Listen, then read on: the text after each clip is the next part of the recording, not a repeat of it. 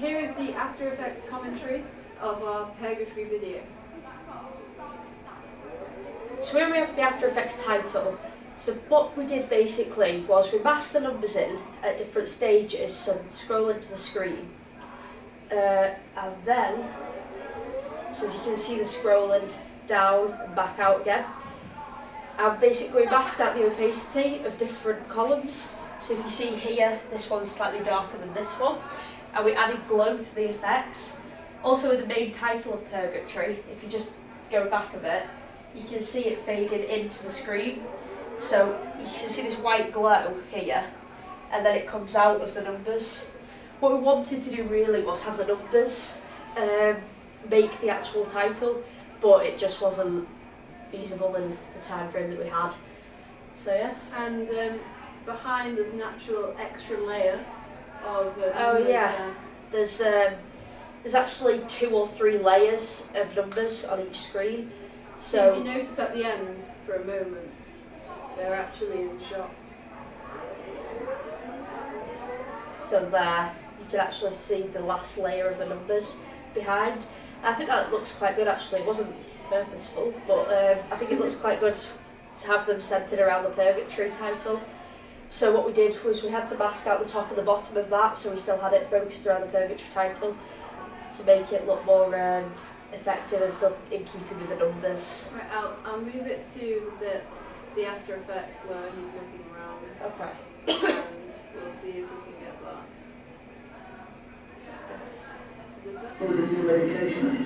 So basically in the next part we have the After Effects where he's looking around and he sees all these numbers and equations.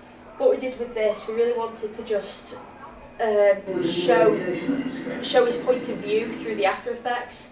So as he looks up, all he's seeing is these numbers and equations which are moving on and off screen. And the shaky camera work here works quite effectively with that because it's sort of showing his capability to be insane and so on, and reflecting his instability. Yeah, it shows that he's just mentally unstable, really. Yeah. They come off the screen. Yeah, the numbers fade on and are keyframed off the screen, so they end up fading out. So if you look there, they come on from the side, and then once they're playing again, they obviously fade back out. And note that some are bigger than others and so on, so it's sort of giving that impression that he's not a constant mind. Like his numbers are reflecting his mind, and the fact that there are smaller and bigger numbers suggests how all over the place he is and confused with his own thoughts. It's just basically showing that he's just mentally unstable, and the numbers are reflective of his mental state really.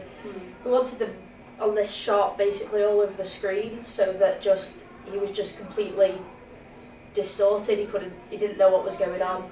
He was just looking round while we still have the voiceover with Steve, who's still talking to him, and he's just completely unaware of anything that Steve is saying. He's just too focused on these numbers that he just can't take out of his mind.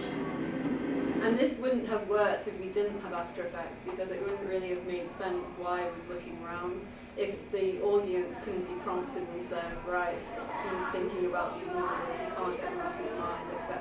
Yeah, exactly. So the numbers act as like a tool for the plot, really. I think without the numbers, the scene just wouldn't have worked at all. Yeah, and here we have we're coming up to the clock After Effects, which was quite hard to do and we added an extra glow on it, and Becky was like, why? Yeah, this clock scene we had a lot of trouble with actually, because of the white background we needed to. Oh, we have an issue. Because of the white background we needed to make the numbers stand out more, so we ended up adding layers and layers of different glows on top to make them really stand out and come out of the screen. We also, on this After Effects, which was one we did differently, we also made the numbers, as the camera zoomed in, you go through the numbers as well. So basically we just put it onto the 3D effect and change the scale. So as the shot plays, you keyframe 1 where it's just standing still, and then as the shot plays, you come through the numbers. And also at the end, we have this dip to white, which we thought was very effective because it kind of shows almost an explosion of his mind, like in all these numbers suddenly forming one, and he can't handle it anymore until Steve here focuses his mind, and finally he can snaps him out of his. he can move away from that disturbed state. Yeah. So what's next? Is it?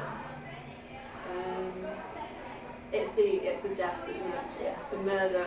So this is the murder scene with the after effects on top. Yeah.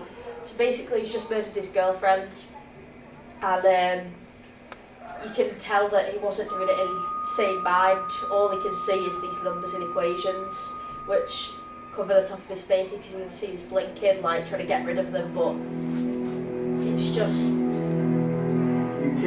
can't get rid of these numbers. Because it's in the past as well, it's showing really the first time he experiences these numbers. It's showing how murdering his girlfriend has really broken him, and he's starting to become insane. This change is showing how it's taking over, and the way he puts his hands to his head here really sort of with the numbers symbolises how these numbers are really pushing him over the edge for the rest of the film. What we wanted to do with these numbers as well is make them a bit more subtle, as he's just like murdered his girlfriend. Yeah. It's quite like a dramatic scene. We didn't want the numbers to take away from the scene. We wanted to try and make them blend in a bit more.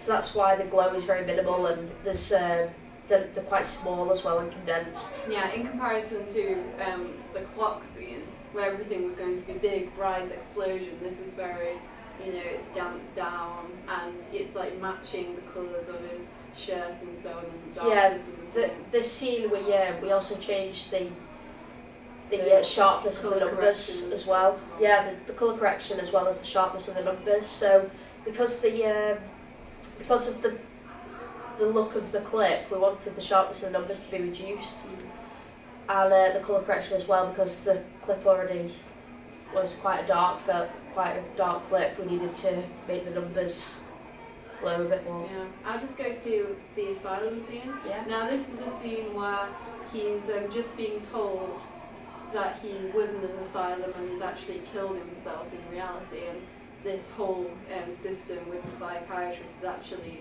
a lie. It's not the truth at all, and he's really dead.